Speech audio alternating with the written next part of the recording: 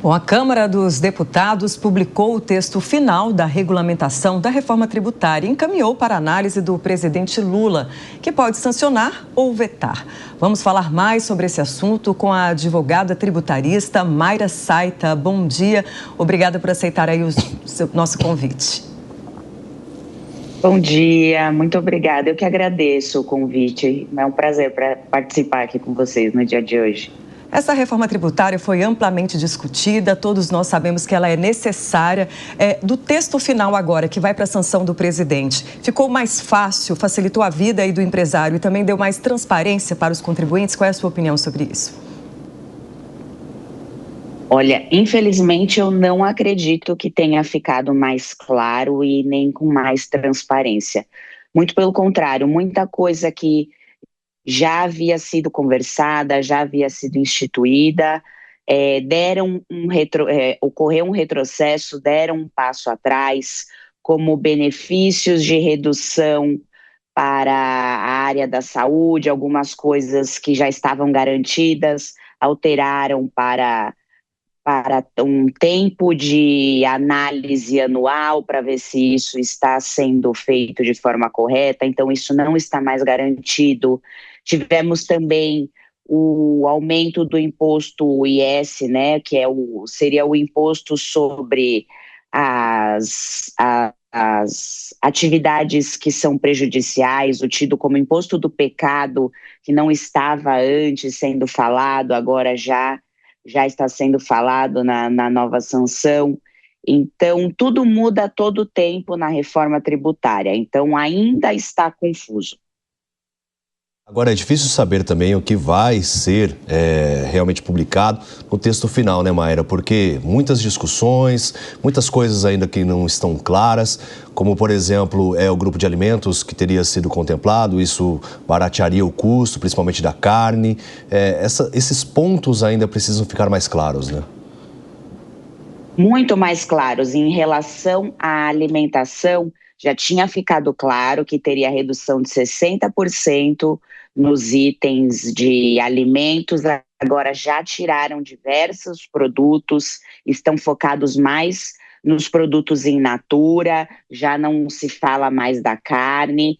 E lembrando que, ainda assim, isso foi levado do Senado ao presidente, ele tem 15 dias úteis para sancionar a finalização do texto, então ele ainda pode tirar mais diversos itens que estão lá, então ainda é tudo muito confuso e ainda tudo muito incerto para nós. Mayra, vou incluir nos nossos analistas Mônica Rosenberg e Diogo da Luz, que estão com a gente também para fazer perguntas, começando pela Mônica. Bom dia, doutora Mayra, muito obrigada por estar aqui. Eu sou uma pessoa bastante otimista, acredito que houve melhoras, apesar dessa reforma estar muito aquém do que ela poderia e deveria estar, eu ainda vejo com bons olhos, porque entendo que estruturalmente houve avanços. Então, essa unificação dos impostos, você unir bens e produtos e serviços, ser um imposto só, porque hoje já é meio confuso, tem áreas em que você não sabe mais o que é serviço, o que é bem, o que é comércio. Então, essa unificação vai, de alguma forma, simplificar, na minha opinião, e especialmente a questão da cadeia produtiva, de você poder se creditar sempre ao longo de toda a cadeia. Você entende que esses foram elementos positivos que vieram com a reforma ou nem isso? Porque, concordo, ainda tem muita coisa que nós não estamos entendendo, mas isso é uma questão de esclarecer e do governo definir o que vai acontecer. Mas na parte estrutural, não há alguma coisa de bom? Eu penso assim, Mônica, a minha grande esperança é que seja bom, principalmente para nós que vamos trabalhar diretamente com isso e ainda termos que explicar isso tanto para os clientes quanto para a população. A intenção da reforma realmente é simplificar. O pior cenário, eu ainda tenho a impressão de que será no ano de 2026, porque será o momento que nós ainda estaremos na pior transição, que será o primeiro ano, e com duas tributações funcionando ao mesmo tempo. O que eu instruo a todos, a instrução que eu sempre dou é que se preparem em 2026 2025, tenha um caixa reservado para isso, porque nós não sabemos como ficará a carga tributária nesse período, porque nós teremos 2 sistemas de tributação funcionando ao mesmo tempo.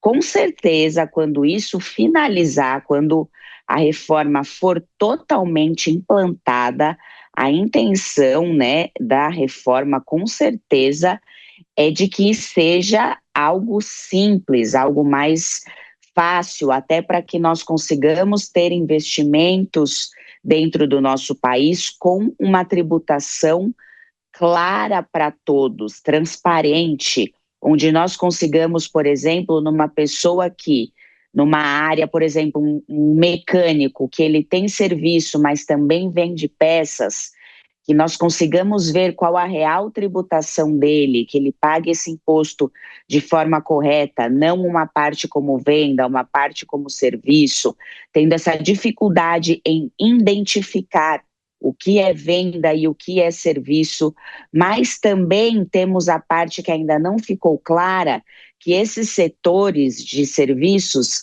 não terão benefícios como setores agrícolas, por exemplo. Então, isso ainda não está claro. Mas a nossa esperança é de que sim, de que fique muito mais transparente, muito mais objetivo e muito mais simples. Mas sabemos que isso vai demorar, há de ter paciência do setor empresarial e também muito estudo dos tributaristas que vão auxiliar a população, os empresários, na introdução dessa reforma dentro do nosso sistema tributário brasileiro. Muito bom dia, doutora Maíra, e que tenhamos um ótimo ano. Bom dia. A minha impressão é que essa reforma ela é muito centralizadora e tira autonomia e capacidade de competição nos municípios. E, de outro lado, também, ela vai talvez aliviar um pouco o setor de indústria e de comércio, até no montante de tributação, mas vai onerar profundamente o setor de serviços, que vem crescendo muito. Isso não acabará sendo um forte convite à sonegação? Isso, era exatamente isso que eu estava conversando agora com a Mônica, é a minha visão também. É uma reforma que beneficia muito grandes produtores agrícolas, por exemplo, grandes empresas, porque eles terão diversos benefícios, mas também o setor de comércio e serviço, que é um setor menor, mas que ao mesmo tempo fomenta muito o comércio, o serviço do nosso país, será prejudicado porque eles, dentro desse projeto de lei que foi enviado ao presidente, eles não têm benefício nenhum. E, por exemplo, o que eles trabalhavam enquanto venda, eles tinham benefícios no Simples Nacional. Eles pagavam menos do que na parte de serviços. E agora, sendo um imposto só, isso eles não terão mais esse benefício.